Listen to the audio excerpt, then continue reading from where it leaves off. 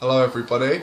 I wanted to do a video today on difference in practice, because I know on countless amounts of videos I've gone through how different each and every individual's practice may be, even if they follow the particular same strand of witchcraft or sect or path of traditional witchcraft. It may differ, and it probably will differ. And basically today I'm interviewing one of my best friends called Ash. Hi, I'm Ash. Who's a traditional witch, morely identifies as a cunning man. Sorry about that. Morely identifies as a cunning man, and is a folk magician, a practitioner. So I'm going to ask him a couple of questions today. He's also known as Tradwitch on YouTube as well, so look him up. So, Ash, I wanted to ask you what your practice is. Right, well, I would say my practice, which I do at home, as I say, is more towards the Scottish traditions and folk customs of Scotland, particularly in the Highland areas than the lowlands. But I do incorporate, as well as that, British folk magic, and I don't really kind of away and other than fields, so I don't delve into anything else but that. I sort of consider myself as not so much the term witch, or not even a cunning man as such, but I suppose a modern adaptation to what a cunning man would do is supplying a service to his community within spells and charming, as well as like helping, within my own community as well, of like minds, like so the cunning men which were particularly Catholic or Christian, they would help out within the church and whatnot. I just happen to be pagan at the same time, so I help out within my own religious communities, as well as service to the community as a general basis. I am a magistrar of a coven, which is more regional to the Midlands traditions. So we take from customs of the Midlands and various folklore, and we incorporate that within the practice of the coven. My own personal practice is a bit different from what I do in the coven, due to my strong connection I have with Scotland, so I tend to just take that on board with me, really. You were saying about clients before. Do you have many clients, like with the work you do? I do have some, not as many as most successful business in that field. But I do have some clients that come to me for various things, whereas they want a house clearing or a ward for their house, or the general things that they ask through today as they would back then. Yeah. So and love and finance. So when someone comes my way, I do try my best to help in with traditional folk magic practices and techniques. Cool. So, just out of interest, with your practice that you have now, like your modern, your practice you have now, how would you go about incorporating those old spells and old charms into a modern practice?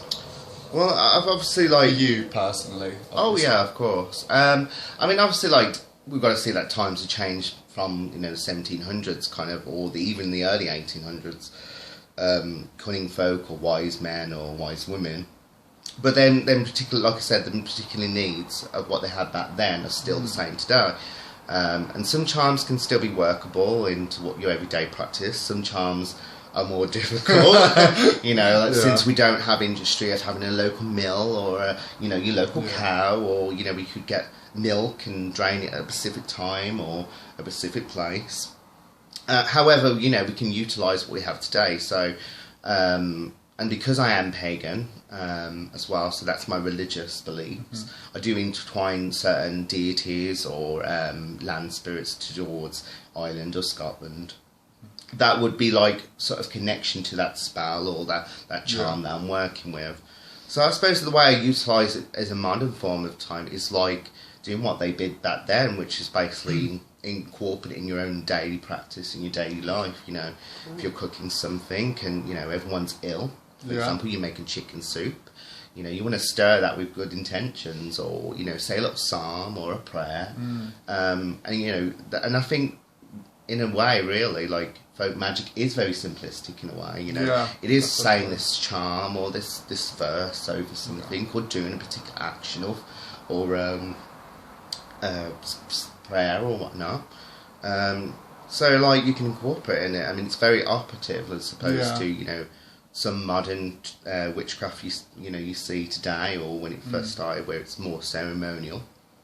You know, and many people would agree, and yourself, you know, folk magic is very operative. It's very simplistic, but it works, you know. And this is something, you know, people of the past would have utilised in everyday life. You know, or my cow's sick, well, you know, get its milk and fill it with nails. That will cure him. You know, but yeah, it's things that we can do today, like, you know, we still do, like cleansing the doorsteps, you know, getting a new broom each year, or, you know, and that's how we can utilise some of the older stuff, but some of it, because we're in a different time, you have to just modernise it a little bit, I think. Okay, so what are your views with, like, modern traditional witchcraft, or what people are practising now, in which they're calling traditional witchcraft? Like, what's kind of your view on that? My views within traditional witchcraft, and at one point, like, I think I'm at a sort of turning point at this minute, where I mean, a great book to start on is, you know, is Owen Davison's, you know, Popular Magic, the History of British Cunning Folk. And it gives you a clear distinction of, you know, between the two, of what a witch is and what a cunning man and a charmer, and, you know, and then they're not so much bundled into one terminology as we think they are. You know, a charmer might be something completely different to, you know, a bone setter, or, you know, a cunning man or a wise woman. You know, each one would have a specific technique or talent. So, like, you know, I've always done wart charming since my granddad, my nan, or, you know, and it's like a trade that's passed on, as same as anything, you know. Back then, if you were a carpenter, it's something that you was taught to, you know, from father to son or whatever. And it was a way of, like, well, this is what's happened working for me financially, this will work for you financially future on when you're older. So it's passing on these trades. So, you know, I mean, a lot of, you know, charmers were specific people. They charmed illnesses, or they charmed animals. You know, bone setters were particularly in sort of herbal physicians, you know, like compasses and then tinctures and ways of, almost like ways of structuring the legs so it can be put back. Cunning men were like people that would sort of, I think the term cunning man was probably used more towards the early 19th century, where cunning men was sort of relying on grimoires that would bring over from Europe, and that emergence of folk ceremony. And like and sort of using and within these, like, grimoires as well, there's techniques of different sort of snake charming and slight, not hypnotism, but sort of what we call suggestion today as well, to bring forth effect. So he was known as very cunning, and, you know, and that's where it come along. You could work ways of, you know, your tongue, as well as, like, you know, work a charm, like, for them to have, and, you know, so you become a very cunning man, very someone wary. But and then you go on to the local wise woman. You know, she aided in, most of them were, if your woman was a midwives, and, you know, they had knowledges of pretty much, like, I suppose a wise woman, well, it's in the term, or the wise man, they specialised in all areas. So they weren't just a charmer or a bone setter, or they sort of had a hand at each all of these techniques. So a wise woman would have had that. So, you know, someone who came for, you know, she was your midwife, she was a physician, she was the seer, you know, she was, you know, she was the one that gave, you know, made old blogs make Sally down the road, you know. And mostly as well, like, it worked through reputation, you know. The one that had the most, you know, worse or good reputation Yeah. were the one that you should go seek. And back then, I suppose every village would have had them because, you know, physicians back then were not so great with leeches and bleeding, and So do you think that... very pricey. Oh, sorry. I'm trying to cut you through, No, it's sorry. alright, no. I'm an eager beaver. So do you think that, like, a lot of those older practices, with what we have now, do you think... What's your views on that?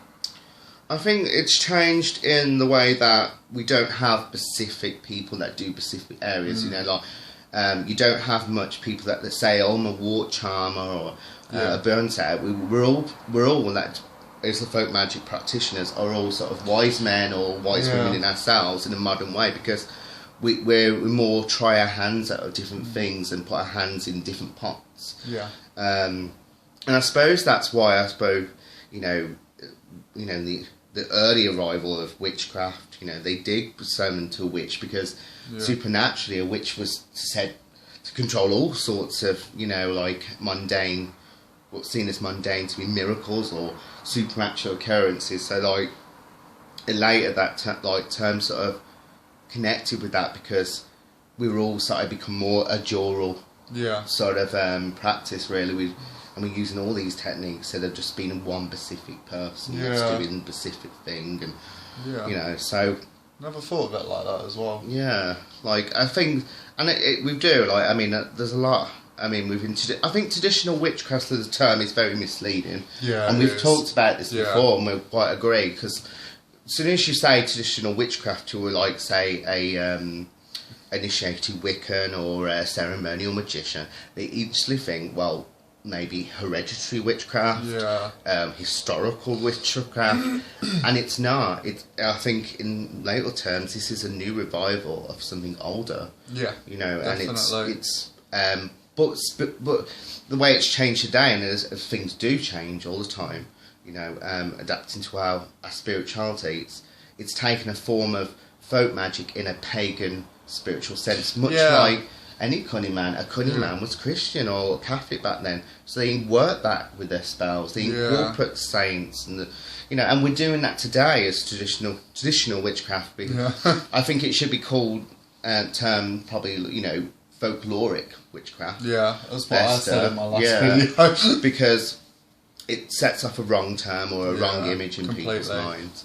And we're doing today what they did to them.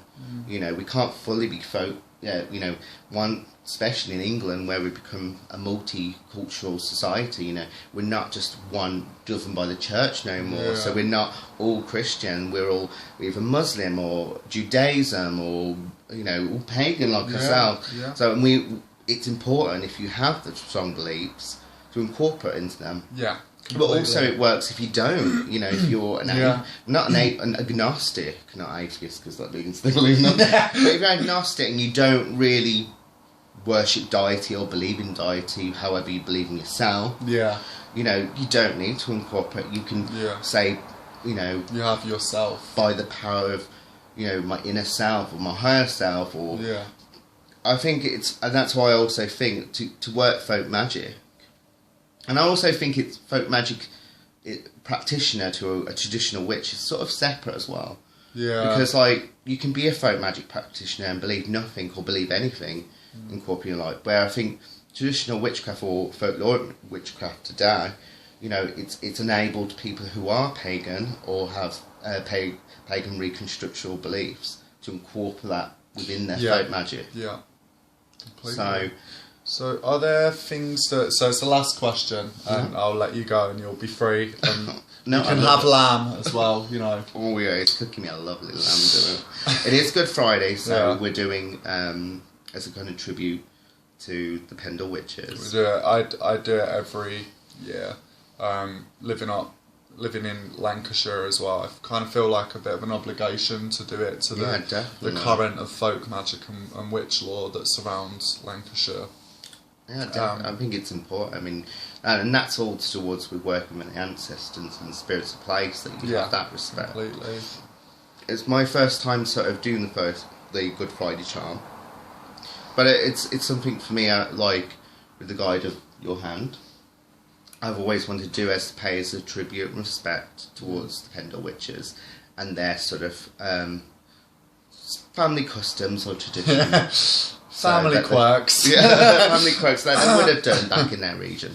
And the only way we can do it is do the rites that they did back then. You know, I think that's where it comes from, making that connection. Yeah, it's strong. You know, you speak in the word, and that's another thing within folkloric witchcraft is that it is very ancestral more. Yeah. You know, and we do tap into the bone. And if we, in speaking these words that they spoke back then, you know, on a specific time, these are the times, the liminal space that we can connect to them, like we do at Samhain or whatnot. Yeah, so. it's completely true. We're speaking the words on the Good Friday that they once spoke, which is and really beautiful. Yeah, actually. it's a nice thought, really. Yeah. I'm going to utilise. I'm going to use that in the ritual later on. So last question. Mm-hmm. So do you incorporate aspects of modern folkloric witchcraft or modern traditional witchcraft into your rites, and how? Oh yeah, definitely. I mean, I think that's something as any kind of practitioner has to be, whether you're looking at folkloric, modern witchcraft, and Gardnerian or Alexandrian.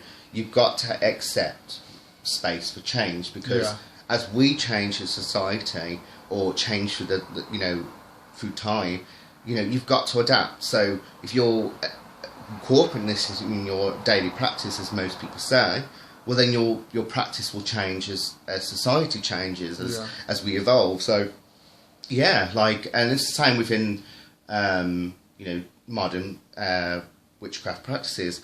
I try them out, I test them, and if they're effective, why not? Yeah. Why not take them on if they're effective and you've done it a few tries, and it works? Yeah. Brilliant. And let's be honest, we've all got that one juicy recipe in a black book that works. I mean, I love it. I don't get often to see George, and when I do, it's just a fantastic time, because we're like two witches in a nunnery. We're sharing, it's great because we're always sharing recipes together, and if you do that and do this, it's, you inspire each other, don't you? You kind of, we kind of bounce off each other in terms of just our ideas. We're not bringing the old woman around the bridge club, do this and do that, and add a bit of this. Do this. Well, it's been swell, but swelling's gone down. It's been fun, guys. But yeah, I just kind of wanted to show you an interview with another traditional folk magical practitioner. I'm always very reluctant to call you a traditional witch, because I know you prefer the term cunning man. But I just want to show you guys that there are different perspectives on things. Each practitioner will have different perspectives. So yeah, over and out, and see you guys later.